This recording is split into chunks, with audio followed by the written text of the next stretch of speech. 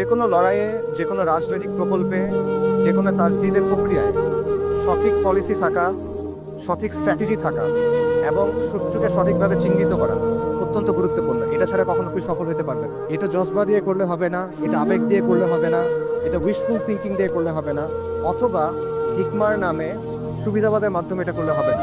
কালকে যদি বনি ইসরায়েল মসজিদ আল আকসা ধ্বংস করে দেয়, কালকে যদি তারা ওখানে থার্ড টেম্পল বানানো শুরু করে, তাদের তৃতীয় মন্দির বানানো শুরু করে, কে কি করবে বলেন? গাজায় একটা হসপিটাল আছে খান ইউনুসে একটা অ্যাম্বুলেন্স আসছে, অ্যাম্বুলেন্স থেকে একটা বাচ্চা নামছে, 10-11 বছর বয়স, ওর কাছে একটা ব্যাকপ্যাক, কিন্তু রক্ত পড়তেছে।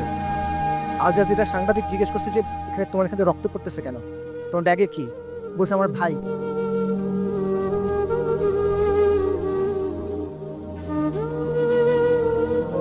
বাচ্চারা, ডাক্তাররা ব্যাগ খুলে দেখছে যে একটা 5 বছর বয়সী বাচ্চার ডেড বডি, পুরো বডি নাই, ছিন্ন বিচ্ছিন্ন body।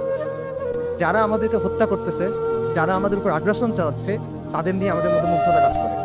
যারা পরাজিত জাতি, তারা সবসময় বিজয়ী জাতির অনুকরণ করে। ওয়ামা লাকুম লা তুকাতিলুনা ফি সাবিলিল্লাহ। তোমার কি হয়েছে? তোমাদের কি হলো? তোমরা কেন আল্লাহর রাস্তায় কিতাল করতেছো না? আল্লাহ সুবহানাহু ওয়া তাআলা বলেন ওয়াকাতিলুহুম হাত্তা লা তাকুনা ফিতনা। ওর সাথে কিতাল করো যতক্ষণ পর্যন্ত ফিতনা দূরীভূত না হয়। এটা স্পষ্ট।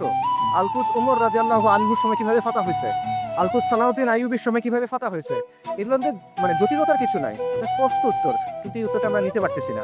ইসরায়েলকে সবচেয়ে বেশি সামরিক সমর্থন কে দেয়? আমেরিকা। আসমান থেকে ফেরেশতা নেমে এসে আপনার জন্য জিহাদের দরজা খুলে দিবে না। আল্লাহ, আপনি আমাদের কাছ থেকে নেন, যতক্ষণ পর্যন্ত আপনি খুশি না হন আপনি আমাদের কাছ থেকে নেন, আমরা প্রস্তুত আছি। এই কথাটা যখন আমরা বলতে পারবো এবং এই কথার উপর যখন আমরা আমল করতে পারবো, যখন আমরা বলবো ইয়া আল্লাহ আপনি নেন, ততক্ষণ পর্যন্ত নেন যতক্ষণ আপনি সন্তুষ্ট না হন, তারপর আপনি আমাদেরকে আল আকসা দেন, তখন আল কুদস আপনি মুক্ত করতে পারবেন, আগ পর্যন্ত পাবেন না।